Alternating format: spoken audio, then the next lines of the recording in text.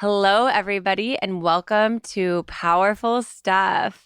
Powerful Stuff is your connection to your inner world and the outer world around you with a little bit of cheekiness, a little bit of playfulness. We like to take our self-development journey with a grain of salt over here.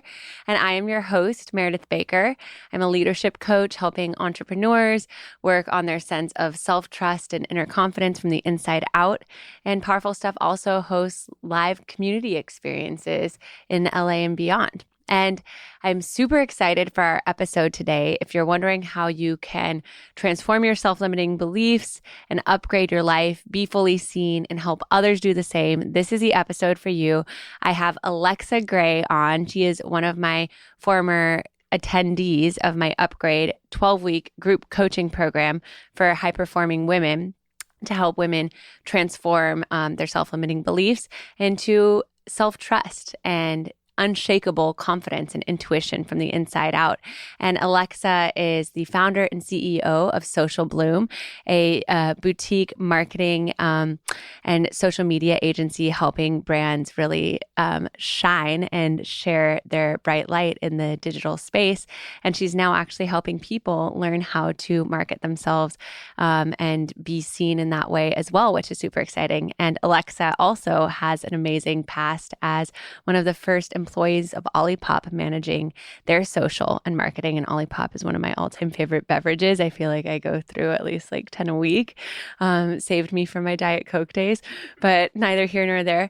But today we'll be going on a journey with Alexa, getting to hear where she was before she went through the upgrade, what her journey as an entrepreneur has been like and what her experience was like in the upgrade, doing her self-development work and what it's been like integrating it on the other side. So without further ado, Alexa, so excited to have you on the podcast today. Thank you so much, Meredith. I'm so honored to be here. You inspire me in so many ways, and it's a dream to be here with you today, truly. Oh my gosh. I love how quickly this came together because I was facilitating a retreat in the Redwoods this weekend. And I was like, it'd be so cool. Like, because I ran into you on the Venice canals the other week. And I'm like, it would be so cool for Alexa to just like share her whole story. Because I feel like you really dove into the work of the upgrade. You were like doing all the things and just like blossoming. And so that's when I texted you. And like 5 minutes later, you're like, I'm down. There was no hesitation. There was no It was always a yes. There was no hesitation. And I have to rewind it back to us getting connected in the first place. Shout out to one of my other former clients, Lexi, for introducing us. We love you, Lexi, if you're listening. Thank you. And I would love, before we kind of rewind it back and go to the start of your journey, to kind of just share your, in your own words, what like the upgrade was like for you and what you got out of it. And then we'll kind of break it down in more of a chronological level. Yeah, absolutely. Well, I would say the first time we met, and actually both times we met, I was in tears speaking with you because I was so stressed out as an entrepreneur. I knew I needed a coach and I didn't know where to turn. And we set up our meetings and I thought, oh my God, this girl's going to think I'm crazy. I'm crying on the phone just at the very beginning of us meeting. But I was just so stressed out and really looking for guidance and support from someone who understood how to navigate both business and the inner world, and to do that in a way that fell in alignment with me and in a way where I could really adopt new tools to accelerate my growth journey. And I just immediately felt a kinship when we met and saw so much of your growth and your own story and development. And I remember the first even meditation we did, you just took me to such a peaceful place and I experienced such a transition in my mindset. And I knew the cohort would be that times 3 months.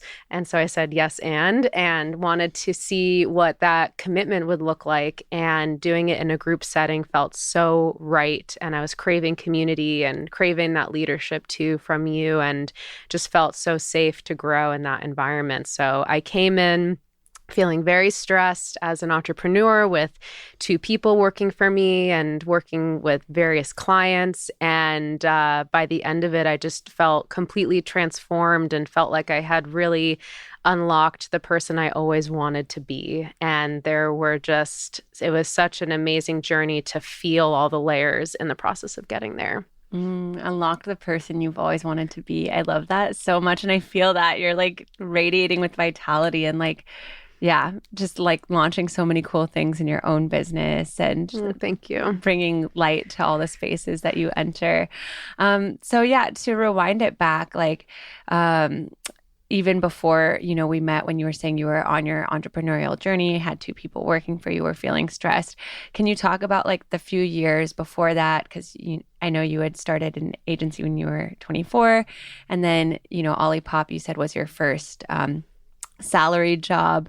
And I know you also went through grief with the loss of your mother during that time. So can you kind of give, for our listeners, an overview of what those, initial years in your 20s were like leading up to the point that we met? Yeah, definitely. Well, my journey started, I would say, even way back when I was 13 years old. That was the first time I picked up a camera, and I started studying photography from that age onward. And so every summer and even throughout my college experience at Bard, where I went to school, I studied fine art photography. And I was always so passionate about the arts and photography and video.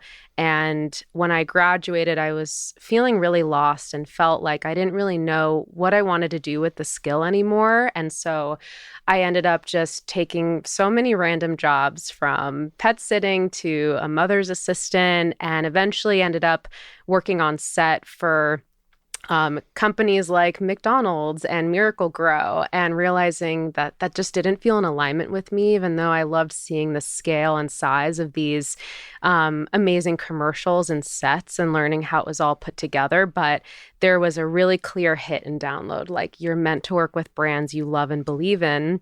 And so I decided to get a degree as a health coach from the Institute of Integrative Nutrition. And that just totally unlocked a big piece of me, which was learning how to navigate the world of health and wellness, developing a passion for cooking, and really nourishing the body from both a mind, body, and spiritual level, and seeing that this is now in the mainstream and this is all normalized, and we can help one another to feel better on all these levels. So this was all happening. And then I started a blog called Superfood Super Life back in my early 20s. So cute. We love that. My dad came up with the name. Shout out Neil. And I would go to every single health and wellness event I could attend in LA, like from Mercado Sagrado to the Love Beauty Wellness Festival, and just all things in between. And I also started getting connected to wellness, like magazines like the Chalkboard magazine and conscious living guide. And like, I just wanted to be so immersed. And I used my skill as a photographer and someone who loved social media in those early days to tell all these stories about brands and makers and artisans. And I would interview these makers for my own personal blog. And I just fell in love with the amazing products I was coming across. And it could have been, a stevia from Omega Organics, or could have been a skin oil from like Poppy and Someday. And I just loved all these stories and the quality of the products that they were making. But as I was meeting these people, I realized like they don't have a really good website. They don't have a newsletter. Their social presence is lacking. The quality of the photography of the products is not there.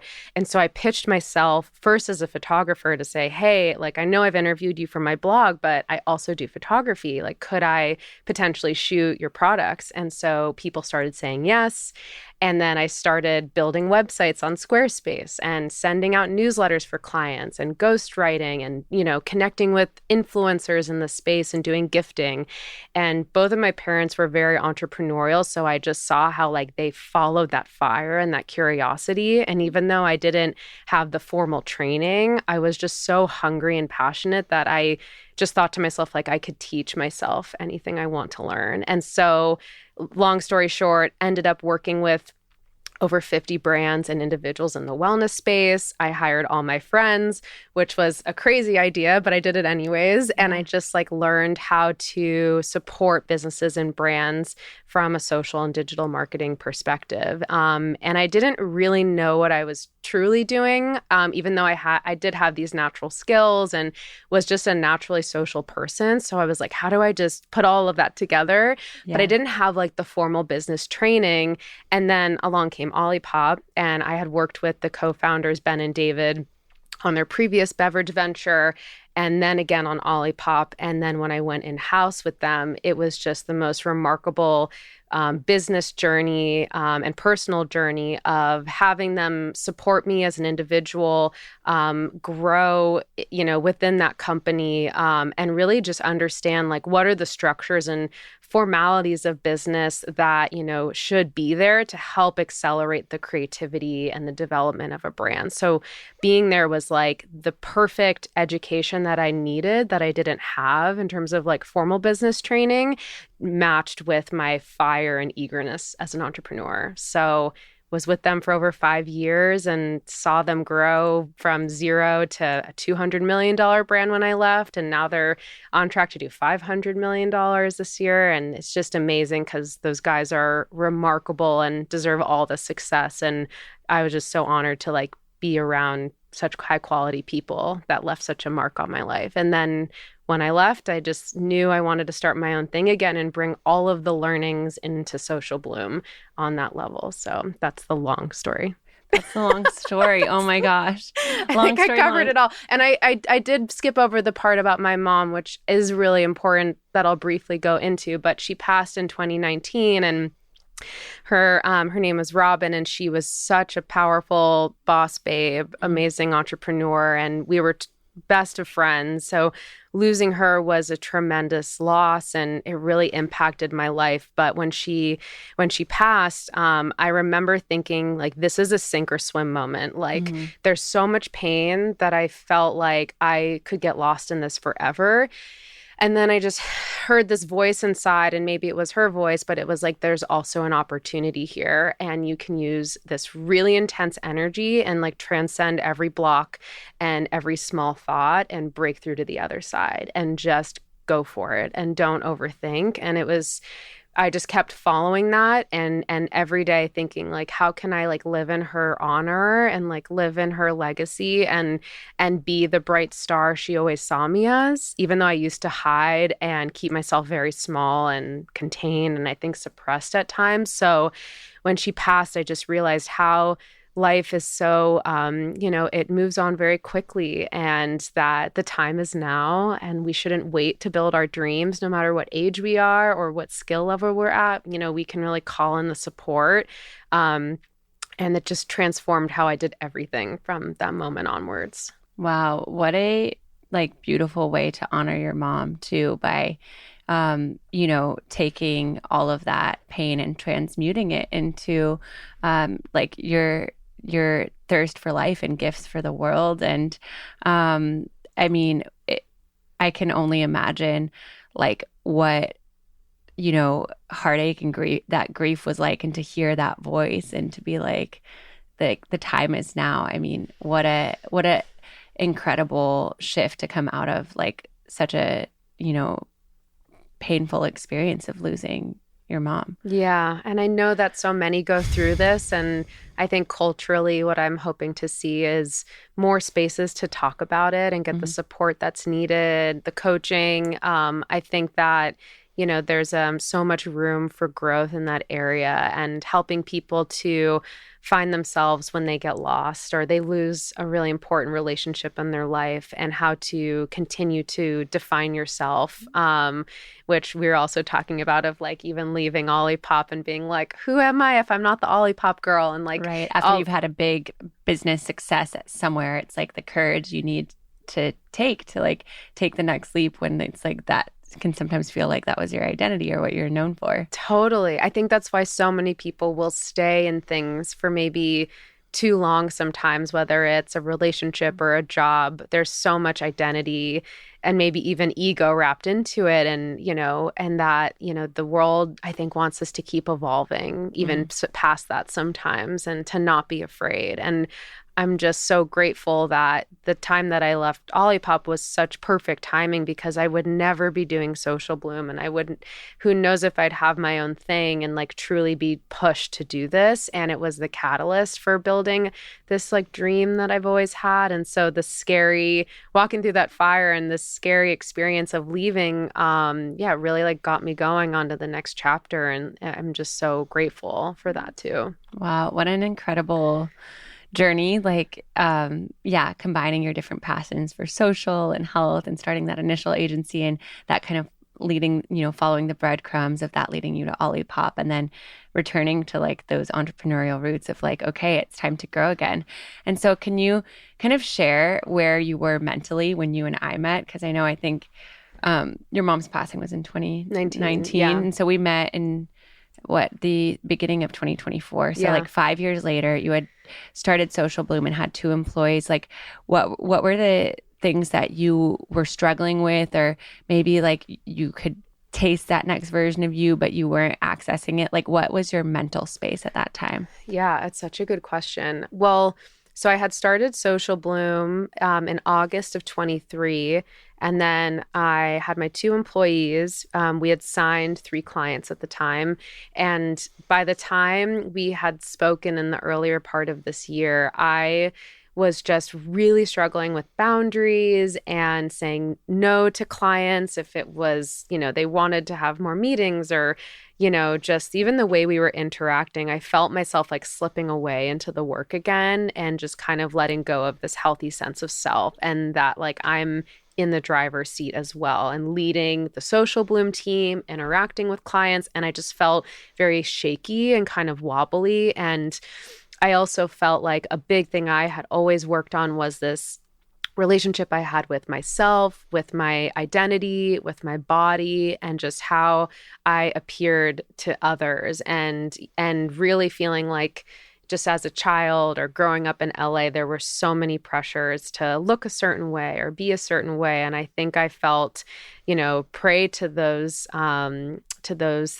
powers at that time. And so becoming an adult and coming to you, I felt like I was able to bring my deepest wound of feeling like I'm not enough, or whether I'm not pretty enough or I'm not talented enough, all of the things of not enough, and being like, I'm ready to really let this go, because I can't move forward unless I heal this on some level. And that, I think piece by piece in the cohort, we like worked through that, and I was able to be super vulnerable about it, and also reclaim parts of myself or connect with my inner child and do things that freed up the anxious energy I was cultivating, and just set up all these new habits. And I think that's what I love the most about the cohort, was like all these new habits, from celebrating my wins to reframing certain triggers, and practicing that again and again. Like I love the idea of like rewiring the brain and remapping everything. And I feel like your cohort did just that on so many levels. Oh my gosh. Well, I love that. And I love all of the tools that you dove into, like the wins and speaking to our inner child.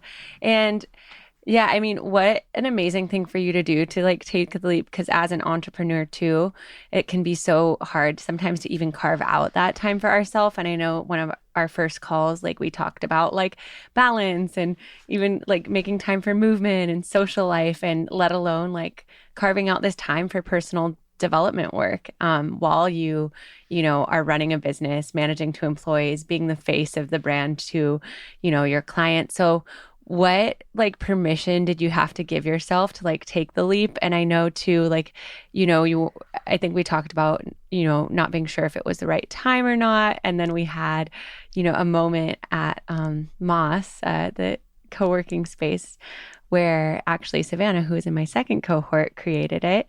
But yeah, can you talk about like what that decision-making process was like while you were juggling so many things in the air of like, okay, I'm committing to myself, because I feel like a lot of people, myself included, when I like embarked on different self-development journeys of like, oh, maybe not now isn't the right time, or what if I can't do everything.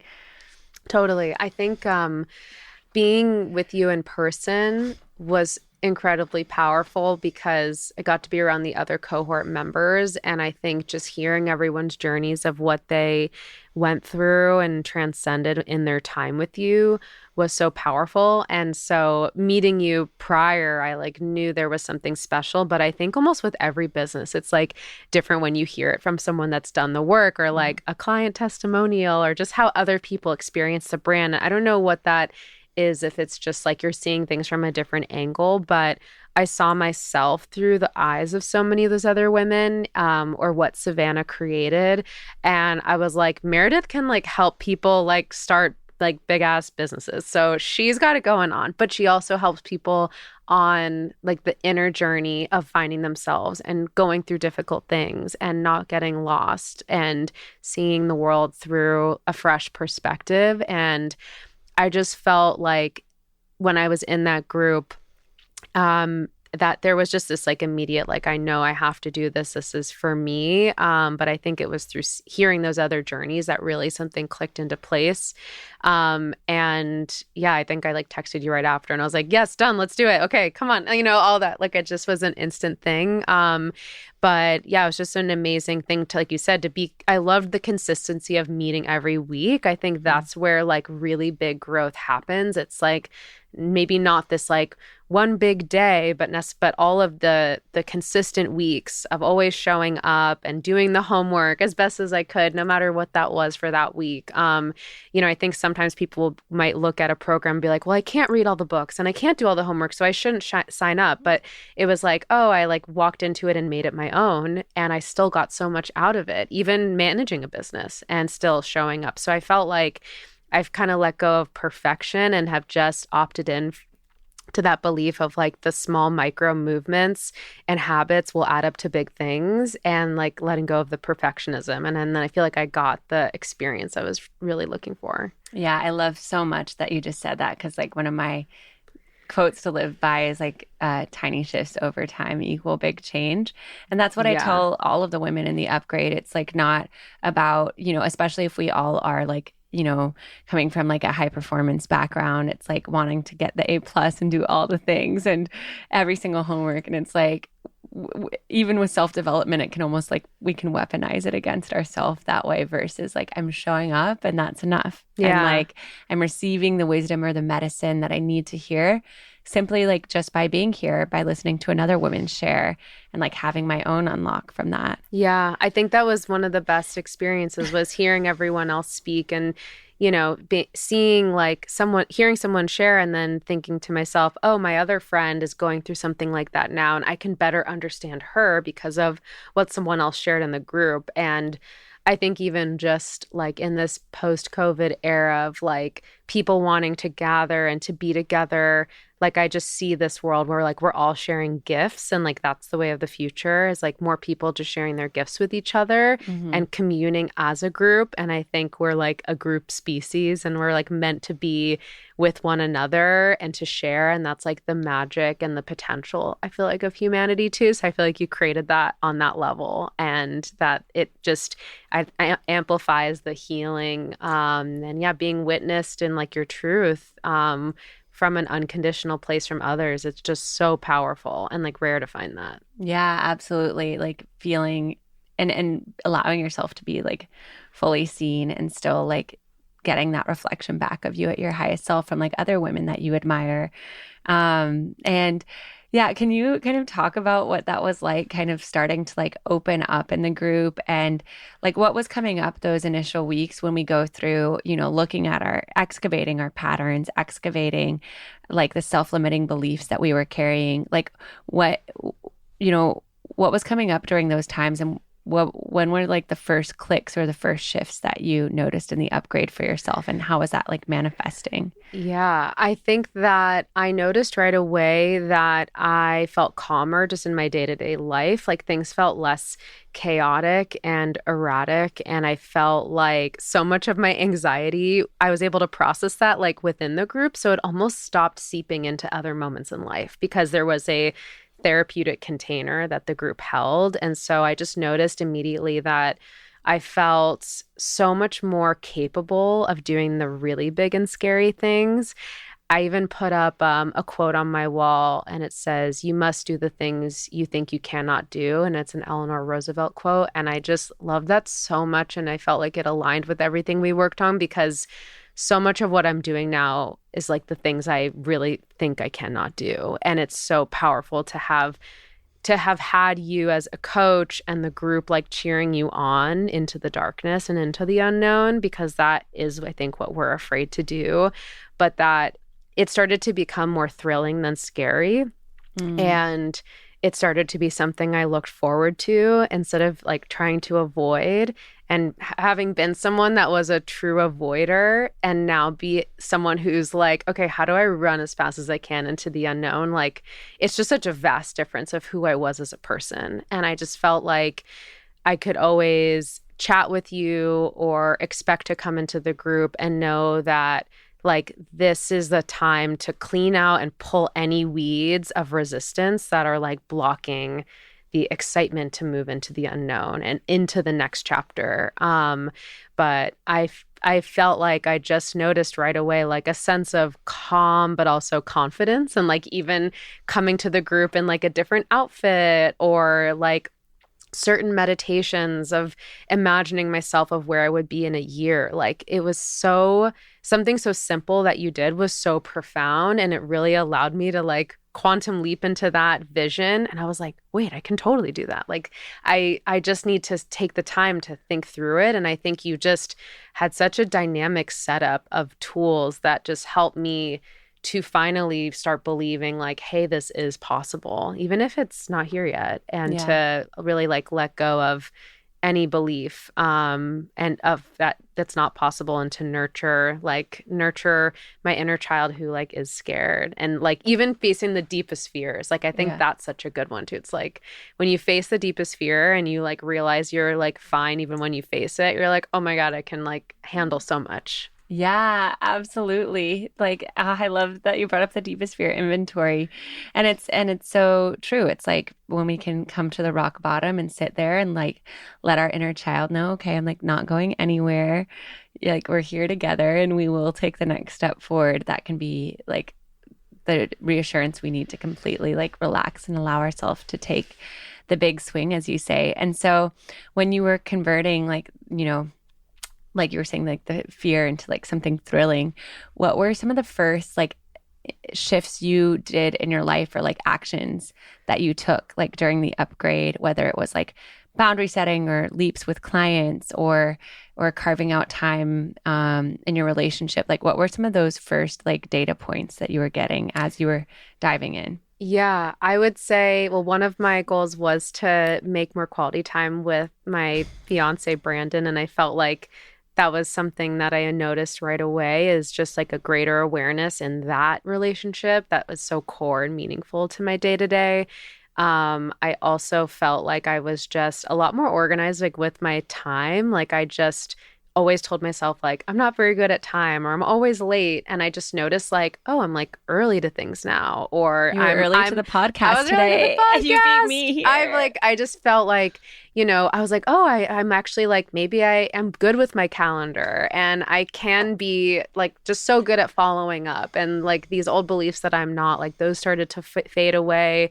And then I think the biggest thing too was like finally being seen and sort of like practicing what I preach with all of my clients of like getting onto social media and doing videos and speaking to camera and being seen and being really truthful and honest about where I was at that day, and people ended up wanting to work together from seeing pieces like that and hearing what I had to say. And so I just felt like there was just some sort of veil that was lifted of like, oh, I'm just like not overthinking it anymore. I'm just in the doing and in the action and less of the overthinking. And it was just easy to go right into like action mode. I love that. And I think if I remember correctly, you also like did some dance classes again. Yes, that was my for the inner child date was the vision was to go to a ballet class. So I ended up going and I ended up reconnecting to like a high school friend who was also a ballerina and we ended up going together and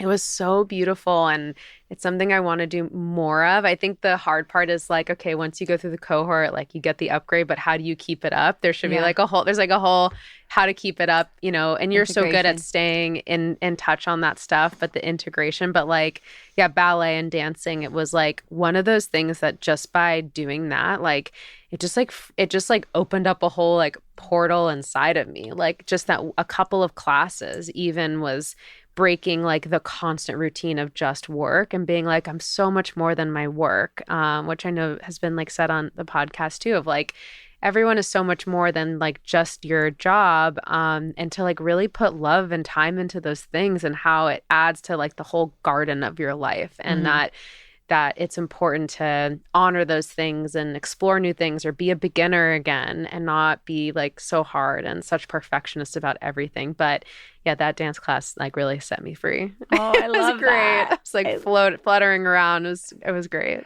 Oh, yeah. I love that you were like doing that for your inner child date and yeah, like you said, carving out intentional time for your relationship and allowing yourself to be fully seen like you help your clients do. It was like a real rite of passage or walking the fire of like doing it yourself. And with that one, because I know it was a big theme for you in the upgrade of like allowing yourself to be fully seen, unconditionally loving yourself.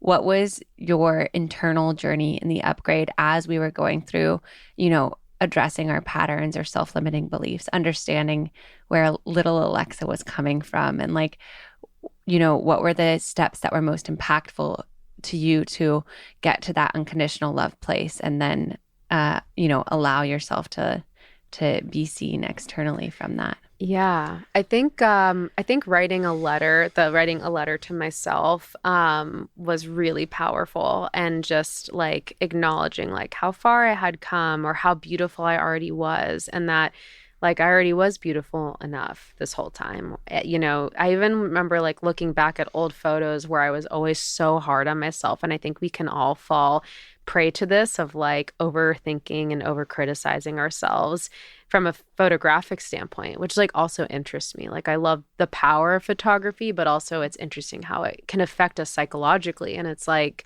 how can we relate to that medium and just also like love wherever we're at? Because there were times in my life I'd look back at photos and be like, oh, I don't like how I look, but like I love that. I still love that girl and she's still perfect as she is. And I'm not going to focus so much on like pulling and picking it all apart, but more being like, oh my God, she was going through this like amazing journey. And like, that's part of the full story. And so I think I just felt like writing that letter to myself had such a big impact. I think being able to show up to the cohort and if I was like having a hard day or I really needed to cry, and be seen and be super vulnerable.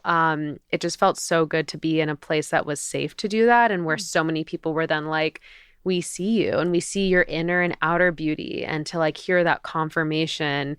And for me to be like, that's the new story I want to be telling myself, like that I'm beautiful on the inside and the outside and in all different states and in all different types of looks. And that beauty is something that's like, I think it starts from like such a deep place on the inside and from an unconditionally loving place. And you like feel it when you're around people who I think really embody that and they love themselves no matter what their eyelashes look like that day or what the color of their hair is. And that beauty is still like an energy. So it's like, oh, how do I like just tap into that? And what's truly beautiful to me, like is unconditional love of myself and of others. And like that's what's felt and like that's what's powerful. So just focusing on that, I think could be so helpful for all of us that can tend to like overanalyze ourselves in that way. And especially with social media too. Like I just think about so much of the just like,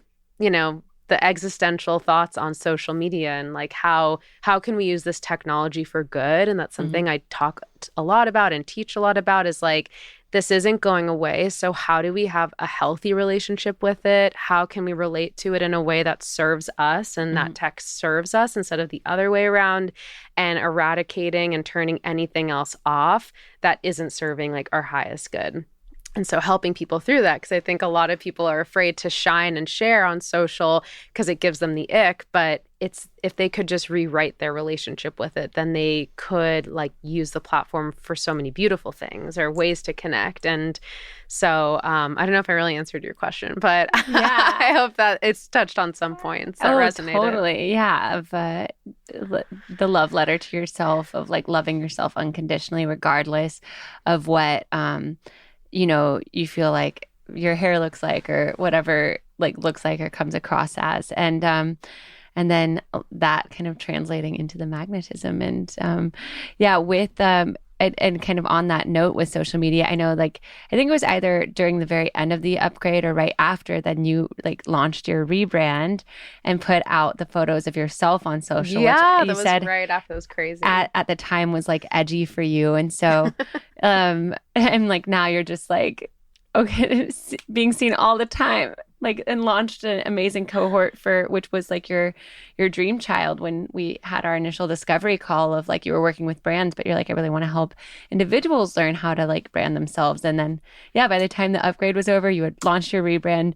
You had amazing photos of yourself on like online and were like had fully like visioned and we're about to launch this course for individuals. Yeah, totally. Shout out to Bettina Bogar. She was the photographer I worked with. And it was so weird. It was like the first shoot where like I was like the focal point as well as my team. And so it was so weird having produced so many shoots throughout my career and never being the focus of it. And then just being like, all right, it's go time. And we shot in January and I didn't release them really until the summer. So I was sitting on them for a while and it was just crazy. Like the timing of it really synced up and I just felt like, oh my God, I'm so glad I shot those photos because now I'm ready. And like that work was done. And I had a lot of resistance come up to the photo shoot too. Like even looking at the photos or knowing what outfits to wear. And I just realized like, this isn't going to be my last photo shoot. This is just the first, and I'm going to learn something and to have fun with it, to work with a great photographer and find a beautiful space. And it felt so good just to give myself permission to be seen. And I think that's what so many of my clients are also so excited to work on, like all these amazing, talented people. And there's this resistance of like, what will people think of me or what happens when I'm seen? And I think that that's become such a thrilling experience for me too. It's like, I like, it feels so exciting and almost thrilling to put yourself out there. Cause like, you never know what's going to come back. I think it'd probably get harder if, there are sometimes negative things that come back, but that there's like something there that's a teachable moment and that it's not really about you. It could, be about someone else and to still like stand in your truth and to still continue to put yourself out there. And I have a lot of admiration for people who continue to do that, even when they might have some resistance from the outside world. But I feel like we're all meant to shine and like we came here to shine. And the more we shine and let our gifts flow, like the more we're really rewarded or manifest and all the good stuff too. Yes. It helps us just share with others. So it was great. And now working with, doing a cohort where it's focused on social and marketing and sort of like everything I do with one-on-one clients and with brands, now doing it in a group setting. It's so powerful for everyone in there to learn, like a lot of them share the same difficulties or blocks, whether it's a technological block or just being seen. And so I'm really excited to help people tap into their power and just, get all the tools they need to then like run with it. Oh my gosh. Yeah. And it's so cool that like as you did that work on yourself, it's like this stuff like happens like so quickly after, Oh my God, you know? instant. And I want to circle back to that in a few minutes. And I'm sure our listeners would be curious to know some of the like branding tips and tricks on like letting themselves be seen, that, you know, connection from our inner world to like the outer screen. Yeah. But just a few last like little upgrade questions. And these can be like kind of like rapid fire. Yeah. So we can give everyone some of the tips from your zone of genius in your social sphere. But what was like one of the biggest challenges that came up in the upgrade? Obviously, like self-development work can be fun. Sometimes it's challenging. Was there ever a moment of like resistance or feeling like you were hitting a plateau? And how did like you work through that, or like the group help you work through that? And like what was that shift on the other side? Yeah, I think the reframing of the deep triggering pattern, we did that a couple of times, but I think that was probably the most challenging thing, just because the belief that I could ever change it was like so set in and so locked in that I was like, how am I not going to be triggered from this like really intense trigger that keeps coming up again and again? And even the first time we did it, I was like, oh, that would be nice to like not be triggered. But like, I don't know if I really believed that it was possible. But I think that, you know, that was hard. I think even like the existential kink and kind of like giving yourself permission to like give into that other side, and like that was the most pause on that. Yeah, so our listeners know existential kink is like kind of like a fun play on shadow work, where it's like, okay, if I have these self-sabotaging patterns, or like, why does this always happen to me? It's like this fun radical ownership way of like, some part of me loves always being late, or some part of me loves dating emotionally unavailable men, like, and just like, exactly. Okay, so go on. I just want to give some our part listeners... of me is like always obsessed with myself and how I look. Thanks. Yeah, exactly. Some part of me just loves like, yeah, being obsessive and like nitpicking like my image or whatever it might be. Yeah. Okay, so you're saying there was so much resistance. I was like, I can't have a kink. Like, that's not okay. And I don't want to like work on that. And I think there was probably the most resistance there. But being like, I'm just going to do it anyways. And like Meredith said, it's fine. And,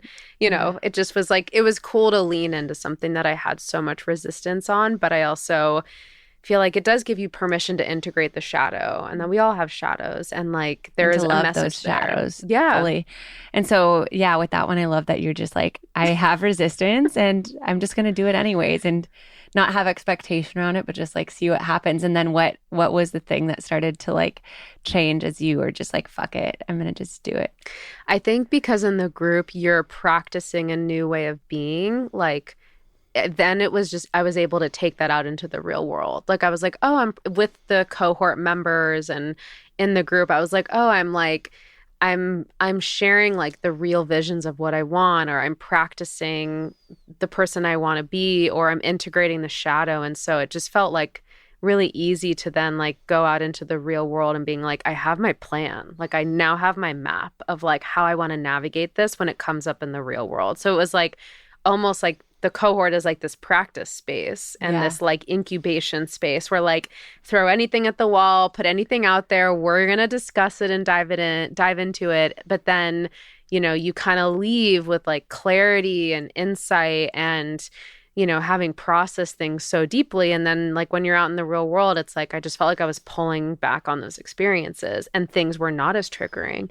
And I kept telling people like just about you or those tools, because I was like, it just started to really unlock right away. I think I just was so open and so ready for change. And I think that's why I felt like very sponge-like. I was like, everything coming in, like, I'm going to take what's really working, leave the rest behind. But it just felt like I was just so grateful to have help. Like, I just really was ready to transcend. And I was working so hard. And I felt like I was working so hard in my business and then on myself. And then I just noticed like things just got easier too. Like, I was still working hard, but it didn't feel as hard and life felt easier. And I felt like just way more in flow from it all, to put the shout out to the greatest word ever. But I did feel like I was in more flow, and it was such a relief, you know, from being really scared. And even being able to like work through really difficult moments of like my business, the ups and downs of it, holding steady. And I think it just gave me this like really powerful, grounded energy of being really steady within myself. Yeah, I love that. Like the sense of equanimity of like, I know who I am.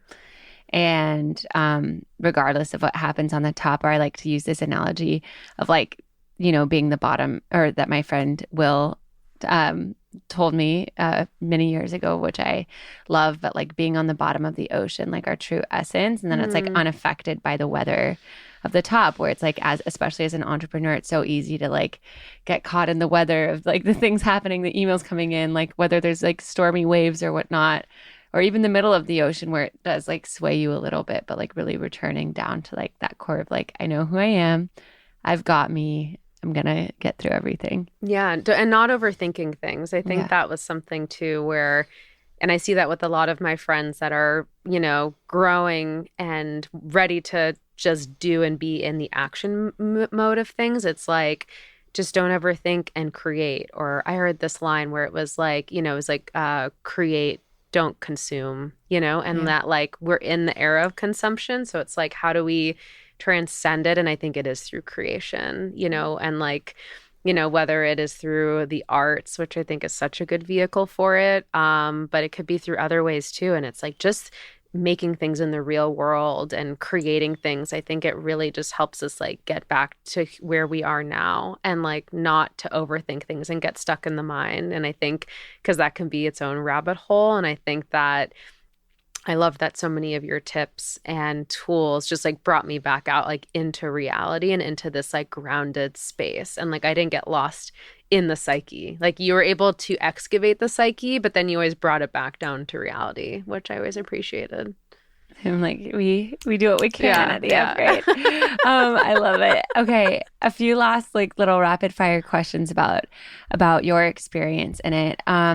What has been the like module that was your favorite, or like the tool that really like stuck with you, or that you really use the most, being a few months out? Yeah, I think that doing our meditation on the ideal, your ideal scene, that was the first thing we did, and it was something we did throughout, and it's something I do all the time. But I think there's just so much power to like imagining life like, a year from now, and like the things that you want and what that world is like and what's happening. I know I also like recorded it out loud and would listen to it again and again. That tool like always stuck with me, and just felt like, no matter what's going on in the here and the now, I can revisit the ideal scene and go there and know that like I'm going to get there, even if it's on a different timeline than I picture in my head. Like I know I'm going to get there, and I like gave myself permission to go there in the meditation and to feel it and be like, oh my God, all these things are so exciting and so beautiful and rewarding. And I think that was one, but I also think that there was an element of instilling gratitude in the cohort that was really powerful, of feeling like even though like that ideal scene might not be happening now, like I'm already experiencing abundance in this way. I'm already experiencing success in that way. And like the weekly, sharing the wins was so helpful too, because I was like, oh my God, I did all of these things in this week and I'm finally celebrating the wins. Like it was like this great reflected moment of being like, wow, I'm already like doing so much and I'm not giving myself that credit, and really and seeping my spirit and gratitude was just really healing for me. And I felt like almost less less maybe upset about not being in my ideal scene now and just soaking up the now. And I think that's where a lot of the magic is like how to enjoy and soak up the now, because that's all we really have is right now. So if we can enjoy right now, like what a gift. And so yeah, I think those like little moments and things you would teach about, like just feeling like, how do you feel abundant right now? And how do you feel success right now? Or where do you feel love right now? Or like you were talking about that story of even taking your friends out to like go see like the movies or whatever. Like there's so many cool things that we can do to feel abundant and successful, even if it's starting where we're at right now, but that it really channels this really big, powerful energy. And so I just felt like that like mindset like really changed so much for me. Yes, I love that. The gratitude being the bedrock of foundation, saying like, yes, more of this. Like whatever we're like focusing on, we're asking the universe for more of. So like letting that be gratitude. I love so much that that's like one of your biggest takeaways, because I truly feel like you said, it is the magic, and it helps us be in the now, and also like celebrating our wins. I feel like that's as well something that a lot of the other women share, because I feel like as women we don't always give ourselves enough credit, and let alone be in spaces where we like get to celebrate ourselves to other women. Totally. Yeah. It's like kind of not part of our culture so much right now. Or maybe it's still developing. It's still in a way. developing. We're like, watch this space. The wave is forming. And it definitely is like forming in a lot of ways. But I think like, it's so easy to slip into like competition or comparison. And we're so much more powerful when we can all like hold the mirror for each other's highest growth. Okay, 2 more little upgrade questions. So with all the change that happened within those 12 weeks, like now being a few months out, like have your different, relationships like noticed a change in you? Like how has the way you interact like professionally shifted? Like what are some of those like tangible changes in the external world as a result that happened as a result of some of this internal work that you've done? Yeah, totally. Well, we signed a really big client and we had actually been pitching potential clients for a few months, and we just signed someone who I'm so excited to work with and feels so aligned with us. And so that happened within the last couple weeks. So that was a big win. Yay. And then launching the cohort with 9 women, and that's selling out within 2 weeks, and really excited about that piece. And then, I feel like people are just like, oh my God, like you're unstoppable, you're on fire, like you're not holding back. Like I feel like so much of like, it was almost like cleaning like the windshield, and my intuition was like always speaking and telling me like what to do next, or how to navigate the day, how to balance all these projects. And like, I'm now just following every ping and in that flow in a way. And it feels like no matter how busy it is, it's like, oh, I just like have trust and I just show up and give it my all. And like things really do work out. So I just feel like people, I think, are seeing like that confidence shine through, or like little things of, like people are like, oh my God, I never thought I was like a fashion girl. Okay, this sounds like really lame, but I was like, I'm not a fashion girl. And then I started working in fashion, and I was like, I want to be a fashion girl. Like I want to be into that, and I want that to be like part of me, and to have that be a creative expression. And for people now to like even do little compliments of like, I love your handbag, or like, what makeup are you wearing? Like it was a belief that I never had about myself, and a bit of an insecurity. And then I approached it with like excitement and exploration and curiosity, and like now it's a part of like something that I love and part of my identity. So to hear people be like, I love that jewelry, or love what you're wearing, like it just feels like this new fun thing to share. And it was cool to not always feel that way and have people like reflect that too. But I think people notice like definitely the shift in confidence. And for people that have known me for a long time, I think that they've definitely have seen just like a alignment with like to be like just in my confidence and like deeply aligned with like myself. And I always felt like the person that kind of always wanted to be someone else, and I don't feel that way anymore. So I think people feel that, and I love also pumping other people up to like love to be who they are. And so I think people want to be around that, because it's like, people want to be around someone that encouraged like their deepest truth and sense of self to be honored. And so it feels good to embody that, and then also beam it out and help people that are still working on it too.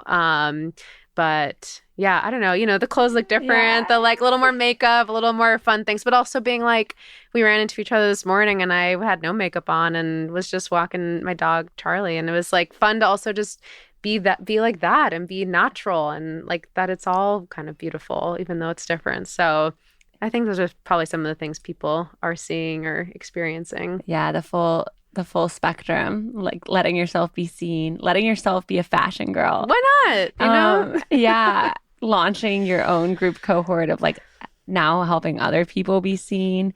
And I feel like, yeah, what we talked about before, like the balance stuff, like making time for yourself, like and making time to go to. I feel like I've seen you at so many of my events and other events since like the upgrade ended, and just like spreading your social butterfly wings. Even hosting, I remember we were talking about when we first met, you were like, okay, you're gonna like go hike with your friends and like that'll be like a workout, but also a social thing. And then you could have something at your house and start having dinners. Like you had all these great recommendations because I know I was craving social time and you had all these smart ideas. And then I was like, okay, I'm gonna just start hosting these dinners and gatherings. And then now it just feels so easy. But you sort of like planted the seed and then now it feels really easy to do it, which is interesting because it didn't feel like that before. Oh my gosh. Well, I love that. Yeah. I've seen some photos of your beautiful hosting at your amazing space, and like I love that you've just like makes my job easy because I'll just like have a suggestion and you just like take action. Well, you have to come for dinner and experience the real magic because I've also fallen in love with cooking. And I think that's been my other like creative outlet that really balances out all the work too. It's like I love cooking and feeding people and trying new meals. And there's like deep meditation and like wisdom in cooking too. Because it's like you try new things and sometimes it doesn't work out and, you know, you can't be mad at it. It's just, you know, it's just the chicken you made that day. So Totally. I love that. And just like slowly, like, yeah, all the nourishment and love and TLC and that we put into when we cook or make a meal. And then, you know, from the entrepreneur piece, because you were, you know, an entrepreneur before the upgrade and now after, and with like, you know, all of that, the hats, the moving balls that are in the air, like what is like the mindset now around kind of all of the uncertainty that we can face as entrepreneurs or owning our own business, and like where to go next and what to grow and how to like manage other people and expectations and stuff? yeah, I think so much of it is about like seeing a healthy model that inspires you. I really got that at Ollipop because of the way my bosses and the founders were like treating me and respecting me and helping me grow. I just thought to myself, like, how cool would it be to like pass this on and like do that with like my assistants and mentor young people.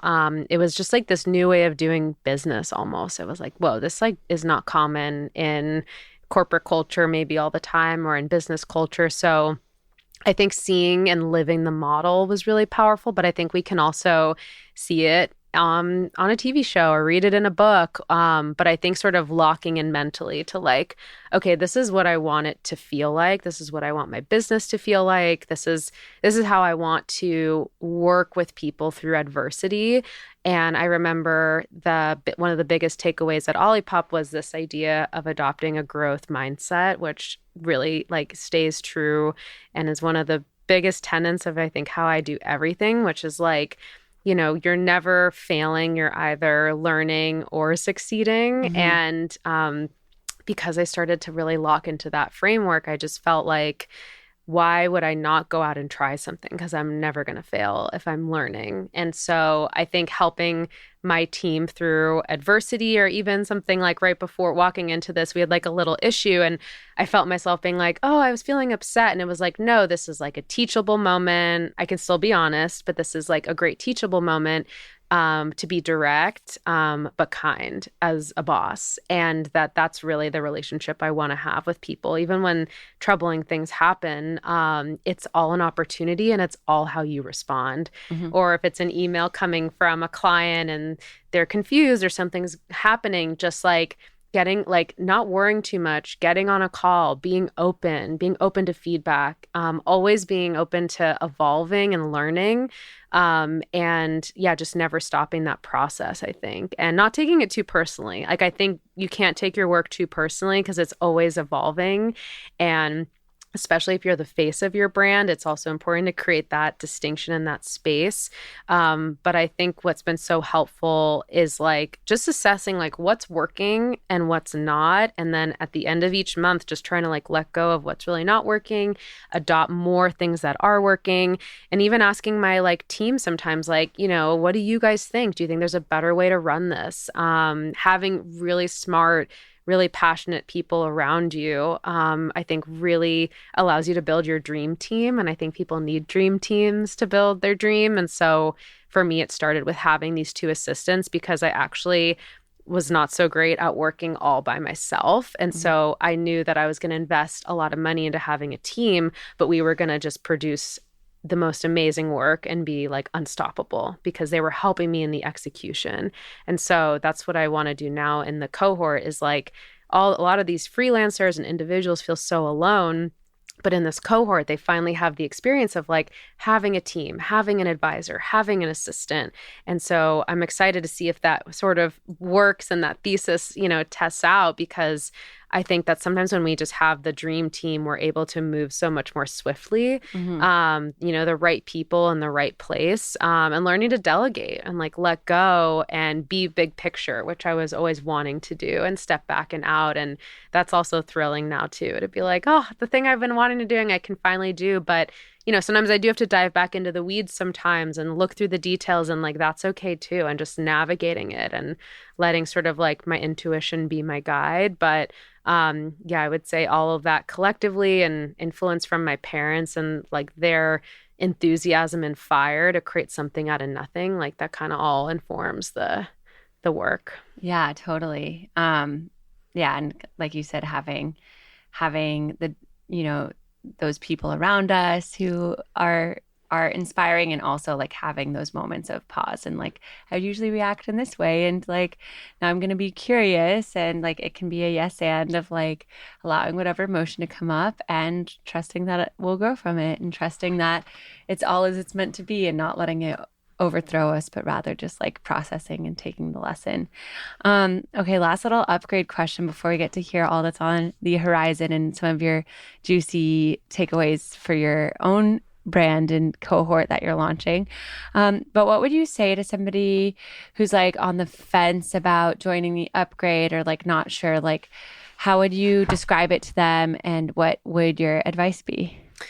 Just say yes. No. I think that for most people, like I'm sure some of it is like sometimes a financial constraint, which I was feeling that as well, and having my business and, knowing like I'm still in startup mode and, was sort of afraid to just spend the money. But I just had this unwavering belief of like, I know I'm going to figure it out and there's always a flow of money and I just have to tap into that. So while it was like a big of an extension to say yes to that, so much more came in and so many more ideas came in and I became such a better leader and guide and business owner from it. So it was just so worth it to put the dollars into my self-development.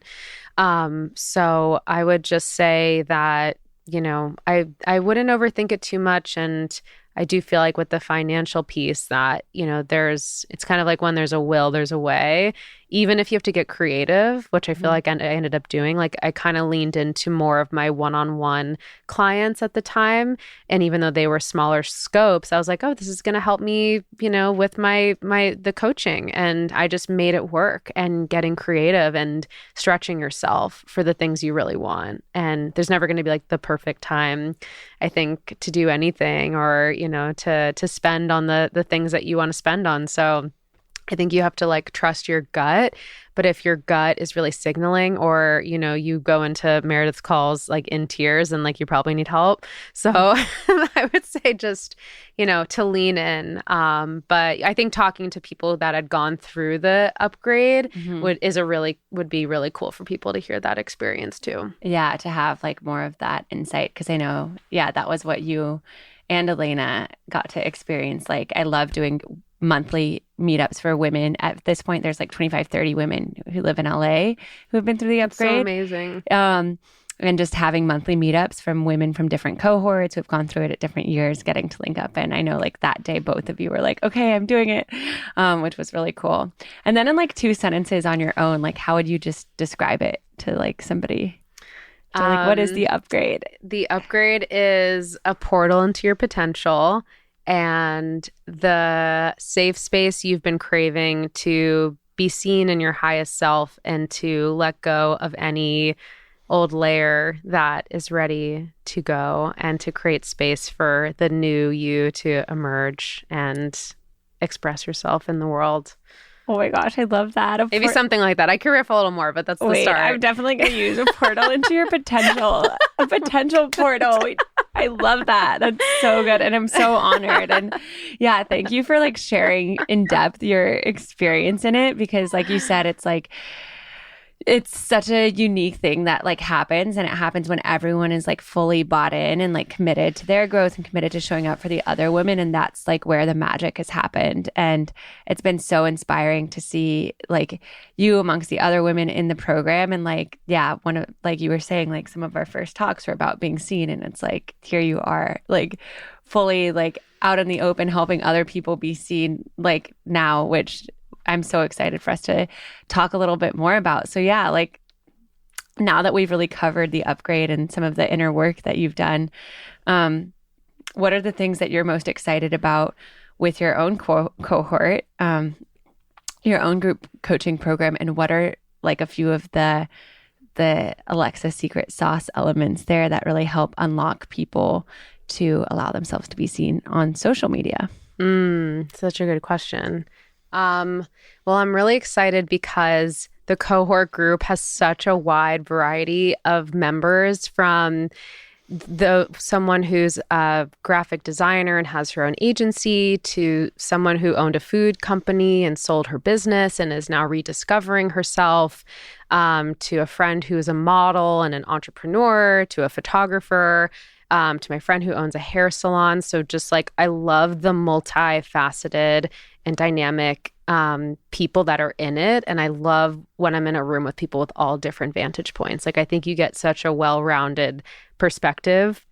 And I think what I'm excited about is for people to bring their work, whether it's their social posts, photos of themselves, their newsletters, their websites, their taglines, and bring it to the group and get real live feedback from people before it goes live. So you really get like, you know, sort of consumer insights or group insights, and get like a survey in ways where maybe you wouldn't have had access to that before. And so I'm really excited because a lot of brands just want to get those insights as well. So I love the idea of like testing that in a group forum, and that everyone gets really clear on like what is their goal, on what they want to accomplish in their career over the next few months, whether it's posting consistently, revitalizing their website, finally allowing themselves to be seen, and so that I can help hold them accountable and teach them like all the tips and tricks to really get them there, but that it starts with the safety within the group. And I was very inspired by the way you also created that safety. And I just,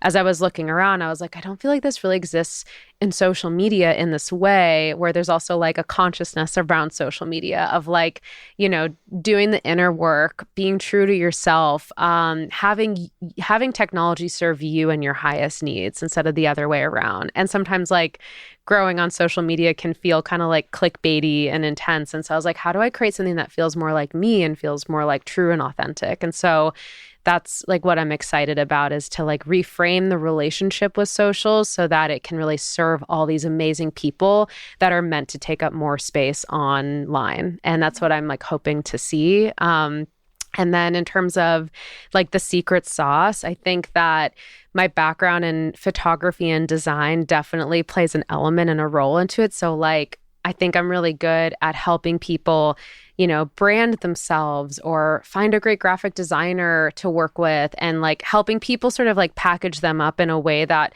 feels exciting. It feels like relatable, but it doesn't feel like too daunting and intimidating. But I think in how like focusing on like how things appear was sort of like, it would sort of hinder me at time in my journey. It's like, I see the power of that and the power of packaging, the power of like first impressions. And so I'm like, oh, how can I like help people work on that and work on the inner piece at the same time so that it feels aligned, but it feels like it's really coming from like this deep and heart-centered place. And so, my love for design and photography plays the role, and my love for technology and learning all these tools, but then also helping people channel their deepest desires and having their messages really refined. So like that's what's being communicated through all the digital work. But I think my secret sauce probably just like, I don't know. I think just like your hottest tip. Consistency. I feel like, yeah, really. I think consistency, and like, you do such a great job of this too. It's like the consistency of your podcast or doing events and posting. And it's like what you're doing now might not necessarily look like what it looks like in a few years, but the fact that you're showing up consistently and you're literally laying down the foundational brick one at a time, like that grows into something huge, and it will get there. It does require like laying down those foundational pieces, and walking through like the portals of growth when those opportunities arise too. But I think, yeah, like the consistency is everything, and that it doesn't have to be perfect, and that the sweet sauce or the hot tip is to let go of perfectionism and do it anyways, and just like turn off the comments and hide the likes if it's too much, and just do it anyways. Yeah, that's such a good point of just like removing the metrics to just like throw it against the wall and see what sticks. And for the consistency with people who like feel intimidated or struggle with that, like do you help them kind of think of like a schedule, or what are those like initial baby steps for people who really want to like, start growing their social in that authentic way, but feel like overwhelmed by the idea of the consistency? What is a suggestion to help make it easier, more digestible for people? Yeah, I think there's a few steps. And so typically what we do is we start with our strategy deck, which it's something we sell online. It's a blank template, but basically it has all of these pieces in it, from developing an idea of where you're headed as a business, to what your content buckets are or the conversations you want to own, to your dream brand partnerships or what you want your social to look like and feel like, all those kind of like foundational pieces. So I help guide people through that. But I think thinking through like, what do you want this to look like and feel like, and what are the messages you want to be sending out on social, or kind of like, what do you want to be known for?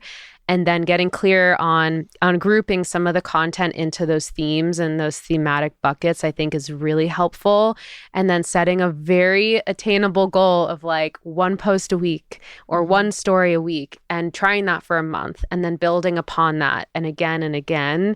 But in the template, what's nice is like you can drag and drop, your creative work in there and move things around. And it's like a shareable Canva deck. So say you're not even a social media expert, you can start to drop in ideas and fill this out, and even like send it to friends and being like, here's what I'm posting for the next grid of 9. Like, what do you think about this? Or does this make sense? And, like, what do you think of this caption? So it's like a cool way to have everything organized from a brand building perspective to a social calendar and organizational perspective, and even like share that with friends and family. And, you're at dinner with your family one night being like, hey, I just want to like pull this up. I'm working on my social. Will you guys share feedback? And I bet there'd be so many insights to glean from that too. And that you don't always need, you don't always need so much. Sometimes it's the people around you that will have the best advice for you. But I think having a tool to get organized and knowing how you want to present yourself and what you want to keep sharing, and then just being consistent and like being open to learning along the way. Because we've had videos go live that have, that are fuzzy and don't have really weird sound, and you refine it to be something beautiful that feels really close to perfection, and that like, but it didn't stop us from just starting also. Right.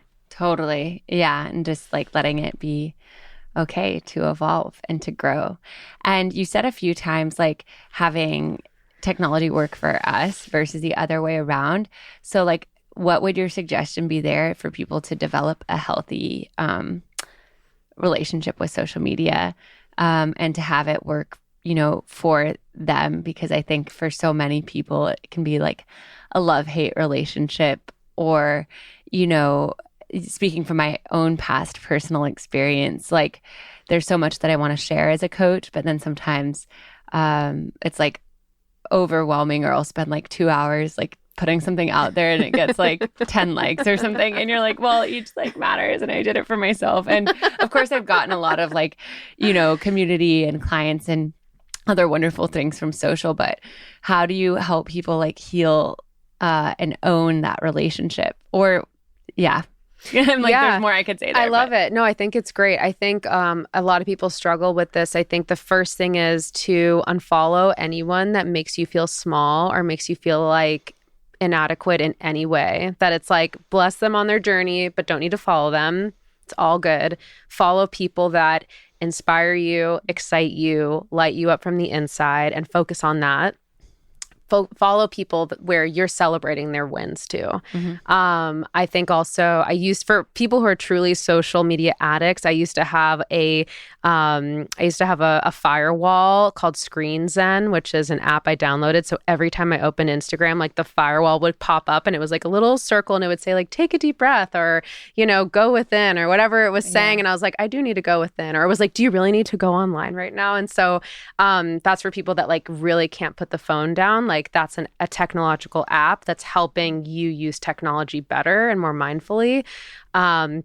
I also love like little things like MIA, this musical artist who I've always loved. She just came out with like a fully like EMF protective streetwear line where it's like really dope, like jackets and handbags and hats. And I'm like, okay, for someone who's always on tech, like I do believe in also trying to protect yourself even just from like from an EMF perspective, that makes a difference. Even like having time to ground, have technology away to immerse yourself in nature, so that your whole world isn't just online and just on technology. So like just starting to strike that balance. And I would say on the point of, for when you're creating a lot of work and putting hours of work into something and the likes aren't there or the views aren't there, I think, well, one, it's definitely a testing journey. But I also think that it's a moment to be like, I'm going to survey 10 friends on this video and I'm going to have them each give me some constructive feedback. How could this video be better? Or what would make this a little bit more engaging? And just being open to what comes back. Because maybe one person has like this little unlock of like, hey, maybe like try your hook like a different way. Or what if your text was this much bigger? Or what if your font looked like that? Or, or they're like, oh, check out this other reference. It kind of aligns, but I just feel like the way they're cutting their video kind of would also be applied to yours and help you. So I think even using your work to survey with other people would be great, because maybe there's an unlock there too. And not being afraid to share, because we all start from zero. I mean, I remember starting Ollipop from zero. And when I left, it was at like 200,000 followers and it was like so exciting. But it literally felt sometimes like you're building one follower at a time. Yeah. In the beginning. Totally. And being, so it's like a lot. 1,000%, and being grateful for each follower that joins. And shout out to the followers. Shout out to the followers. I love that. That's so real. Shout out to the people who are the loyal listeners and the followers. Totally. We appreciate you. We appreciate you. No, but it's so true of like getting that feedback and not just getting stuck in our own ways. And it's kind of like a same parallel to like the self-development work of like going inward, and like how in the upgrade I have everybody do, where you ask 3 people close to you about like the patterns that you have. Oh yeah, that was great. That get in the way and that are holding us back out of so much love. And then we get to hear from like 3 people in our life, like what we do to self-sabotage. And it sounds terrifying, but it's actually everybody's like one of their favorite tasks in the upgrade. But just like what you're saying with social media, taking that extra time to get feedback from people we love versus, once we have that foundational consistency. Last little 2 rapid fire questions. Oh, I have one other hot take actually on that yes. too. I also believe in the power of co-authored posts. And I know you've done a lot of that too. But I think, when you're growing, I think getting to work with people who might have built their following or built a like-minded audience, I think definitely doing co-authored and collaborative content is another really great way to grow and build awareness. So, I know you're doing that already, and encourage other people to do that too. And it works the same way for brands as well. Just such a great way to bring like 2 strong audiences together to help you grow. Yeah, that's so true. And yeah, it's like collaboration over competition. It works. Which is so powerful. And with the last kind of like two little social questions, one, you also mentioned like, you know, all of the kind of like viral or content hacks. Like, what is your recommendation on those? And I've also known some accounts that go viral because there's so much repetition. Like they do kind of the same thing so many ways over and over. And sometimes I'm like, I wonder if I should do that. But then it's hard to like, you know,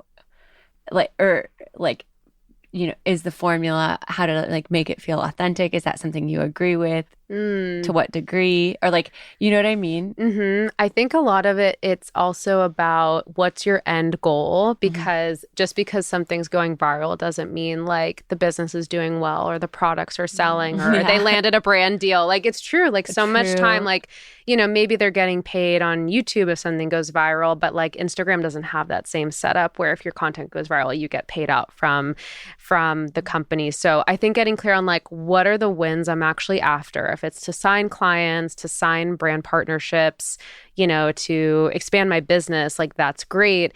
And sometimes that might be viral content, but sometimes it could also just be attracting the right type of customer, right? It's like, what if the likes and the views are less, but the deals you're signing are more meaningful and more fruitful? And that like that should be part of the lens and the focus to assess like a successful video or not too, you know? And so I think that everyone is like getting tripped up a little bit in the virality of things and maybe even, you know, compensating some integral parts of who they are in the brand just to go viral. But like, is it connected to the end goal of what success looks like? Otherwise, it sounds like it could be a distraction. Yeah, I think it can be. And also like, you know, there's a potential to always keep innovating how things are done. So it's like, you know, and that's why I think it's like fun to do some trend content, but I think sometimes the best content is the most innovative and truthful and pioneering content that like maybe hasn't even emerged yet. Because that's really what like a trending content piece was. It was like someone did something their own way that a bunch of other people love. So I think continuing to be like, how do I express myself and find my real voice and find that truth, because then, you know, it's like you're less just looking, you're not becoming like the carbon copy of all of these different trending pieces. You're still developing your own self and your own voice, and I think that's when the right people find you also. And we love it when videos go viral, and that's great too. But I think it's like going viral doesn't like equal dreams all come true. It's like, I think that it's, you know, it's great to grow and grow that visibility, but like, you know, maybe it's like reaching a certain type of person and them being like, I want to work with you or I want to buy your product. And like, that's more of the win. And like, that's, you know, and that creating videos that create that end goal is more of the relationship to balance. Right. It's like the virality might get a larger exposure, but then it's making sure you have like the quality content. Like it's going viral to like the right people, but you have the quality content and your authentic stuff that might be lower in engagement, but it's like the core of who you are and what maybe customers or people that are fulfilling your why would actually be like interested in. Totally. And having like more of that substance, even if it's not like the trending content. Totally. I even think too, it's like the same thing with followers too. It's like, you know, what if you have a smaller following, but you have better brand deals and you have better relationships with your followers? You have time to get back to everyone versus a huge following and a huge number. I think everyone puts so much focus on the numbers that can sometimes I think inhibit the journey and the work. And that there's nothing wrong with, you know, like, maybe it's sort of like a quality over quantity thing. And that's kind of maybe like anti what everyone else wants. But I also just feel like success and wins is also meaningful just outside of the numbers, and to really like take that into account as well. Totally. And, you know, the big numbers are great. They're meaningful, but we can't lose track of like the other pieces that add up to real like tangible success and wins. That's so true. And I mean, I've heard of like, yeah, people who have like hundreds of thousands of followers who get super low engagement. People who have done brand deals with them are super disappointed. Absolutely. It's not like grass is always greener, or the grass is always greener, but then, you look behind the curtain and it's not always what you think it would be. Totally. And I mean, even when I have like 6,000, I think, something followers now. Shout out to the followers. Shout out if you're one of them. Thanks for being subscribed to the journey. But yeah, even when I had like 2,000 or 2,500 followers, I still made like a 6-figure coaching business. Yeah, you did. Just from, like announcing it on social media and sharing my authentic story around it, and just like posting photos with like heartfelt captions that like attracted like my first clients. So it was like you were saying, a good reminder of focusing on our why and the quality, and not getting hung up of like, I need X amount of followers to be taken like this seriously in this field or something like that. Absolutely. Or if that like stops you from creating, like so many people will be like, well, I don't have a big following, so like, why would I post? Who am I posting for? But it's like, what if you started and there were like, 50 people who saw your story, but like a few of them wanted to work with you, and that was your first leg up, and then you grew it from there and from there and from there. And so I think just being okay to start from where you're at, and to also like, celebrate the people that believe in you, that love your content and show up and repost your work. Like, I think even just celebrating those people, it sort of like amplifies that feeling of real community as well. And sometimes a lot of people that have a lot of followers, sometimes it's also just bought, and it's really easy to buy that too. And so it might appear like it's this big, beautiful show, but having worked in it, like, and seeing behind the curtain, I just know more so of what goes on. And we can't let that dissuade us from putting ourselves out there and creating something amazing. And like, the numbers will follow, I think, in the right time and in the right way. Yes. Amazing. Okay. 2 super rapid fire things, because I know I have you for 10 more minutes before let's do it. Before your cohort. So we'll do these 2 rapid fire things. We'll do our quick medi and questions, and then we'll let everyone know how they can find you. Okay, so rapid fire number 1 is how, like, for someone who's like, how do I like figure out what my kind of like sweet spot is, or like what I want to be seen for on social? Just like, what is the first 2 or 3 steps that they could take to like authentically communicate who they are to the outer world? I think closing your eyes, meditating, probably doing an ideal scene or future self meditation, just because then you tap into like where you're going and where you want your ship to be headed in. And I think the power of social media is like, once you have that vision of where you want to go, it's easy, like you always say, to just reverse engineer that and start to lay foundational pieces of like, oh, that's where I want to go. So this is what I want to sound like. These are the messages that are meaningful to me. Even as you're looking around on social media, the other tip I would say is to create a folder on your Instagram or TikTok or YouTube or anywhere, and save the content that feels the most resonant, whether it's the message, whether it's the way it was shot or photographed, whether it's the branding, or say it's like a collaboration, anything that feels really right to you and authentic, of like, that's your dream to create something like that. Create a whole folder of everything that's saved, because that can inform and give you a framework of how you could create your content and start building something from that inspirational piece. Yeah, absolutely. Like taking, thinking about the things that felt authentic or magnetic to you from others, and okay, what is like the truth of myself in those and what's your own spin on it too, always being like, what's my own fresh spin? Yeah, my own authentic take. And then I love what you said about, we love a good ideal scene, and like who am I in that future scene? What feels good? And like reverse engineering that of like, what do I want to share? What is my message to the world? What is my hope for people who come across like my message? Like removing our ego more so, it sounds like, and like, how can it like be of service and also be like fun and expressive? Okay, last little. I have one other little thing to throw in there. Love it. The other little thing I think too is thinking about like, what does success or your win look like with your social media? Like beyond maybe just the numbers or like the financial success of it. Like, if anything could transpire, like what would the deeper and more meaningful win be? Whether that's like inspiring people, tapping into your creativity, inspiring other people to be creative, whatever it is, like thinking about like what's the goal beyond like just you also, I think is powerful to tap into. Yeah. What is the goal, the impact that you're hoping to have with it? I love that. Okay. And then in a few sentences, like what's on the horizon for Alexa Gray and Social Bloom? Oh man, the day, everything's always unfolding. And I would say, so the cohort's gonna, I'm hopefully gonna launch it, every couple of months. So now working on building something out for the new year. Hoping to continue that. 9 is incredible. 9 people for your first cohort. I know. That's so excited. Amazing. So hopefully just continuing that. And, I'd love to do events. So I have this vision of doing retreats where like we travel to this beautiful place and I can bring a lot of these cohort teachings into like a weekend experience. There's, time to go within, there's time to create content, there's time that's tech free and the phone is away and we're just connecting.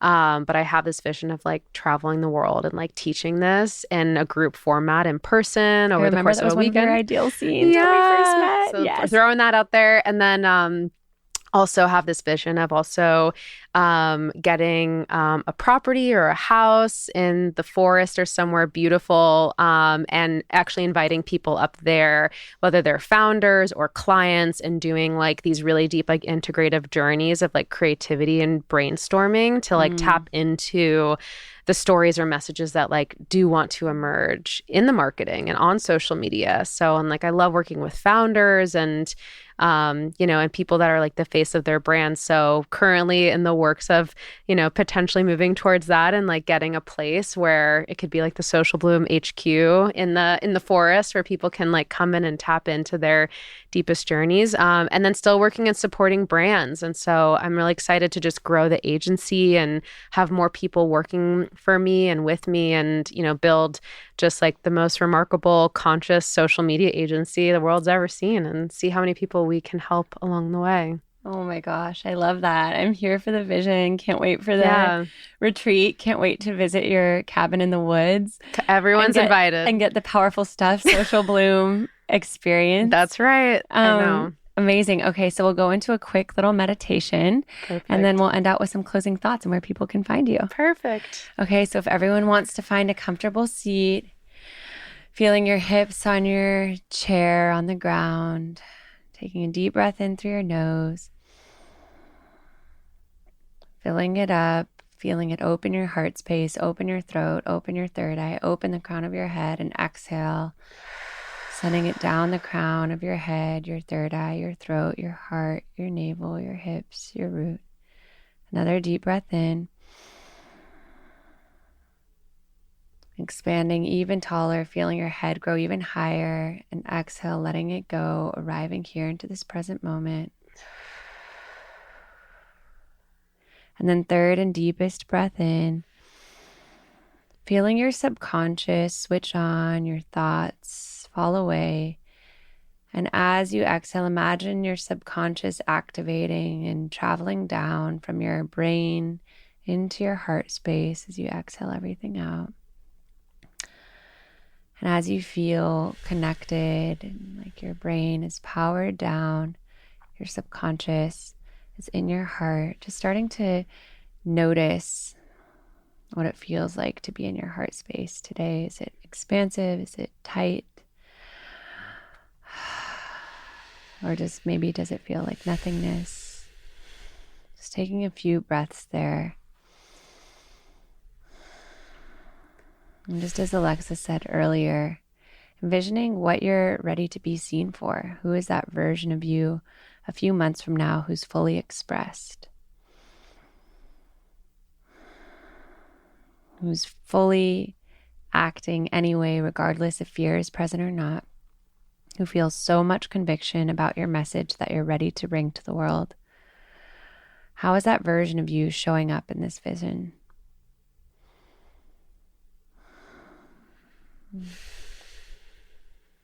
How are you letting yourself being even more expressive to those around you?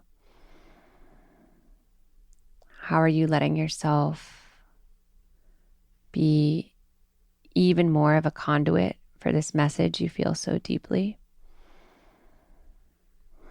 And what does full expression look like, both in person and socially?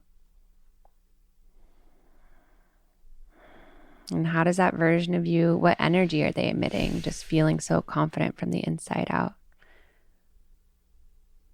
And then most importantly, how is this version of you fully expressed? What is the ripple effect that it's creating in the world around you? Those who know you, how are they giving more permission to be fully expressed or be impacted? Those who see your content online, how is it elevating the collective?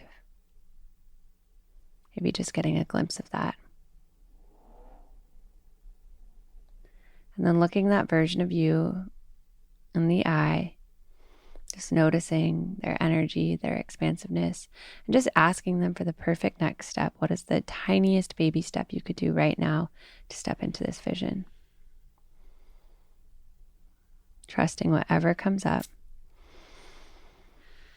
Breathing into that, knowing that you have everything that it takes to step into this vision, and certainly everything that it takes to do this next little baby step to set this vision into motion. Thanking that future version of you, taking a deep breath in, and exhale to release the vision and come back into this space. Softly opening your eyes. Wow. Well, thank you for co-creating that idea for the meditation with what you were saying about our social media. So hopefully all of the listeners can start to take this into what they're ready to be seen for, and how they're ready to express. And like you said, and to recap, thinking about what we want our impact to be, how we want other people to feel when they see our things, what is our end goal, and then reverse engineering that. What is that little next step you could take to being seen, and how can you stay consistent and stay curious and stay growing? And then with that, how can people find you? How can they connect with you? If they want to hear more about, Social Bloome, the cohort, working with brands, or the upgrade journey, what's the best way to connect? Yeah, you can find me at Alexa Gray, Gray, and co on Instagram. And then our Social Bloome Instagram is just instagram.com/Social Bloome. And our website is Social Bloome, and it's Bloom with an E at the end. And I'm always in the DMs, so feel free to reach out at any time. And thank you so much, Meredith. This has been such a pleasure and honor, and you're so gifted at all that you do. And I'm just just grateful that you exist and that I found you at the right time. You've been a huge part of my journey, and I'm so grateful. So thank you. Oh, thank you, Alexa. This was so powerful. I loved getting to hear your journey in detail. I know. Now you know everything. All over again, and even everything. More new corners of it, and just also to get to witness you in your zone of genius and see you expand. So thank you for saying yes to the upgrade journey. Thank you for fully committing while you were in it. And thank you for saying yes to this podcast and sharing your journey with everyone else. And thank you all for listening to Alexa's story. And we will link to all of her stuff in our bio. And we will see you all next week for more powerful stuff.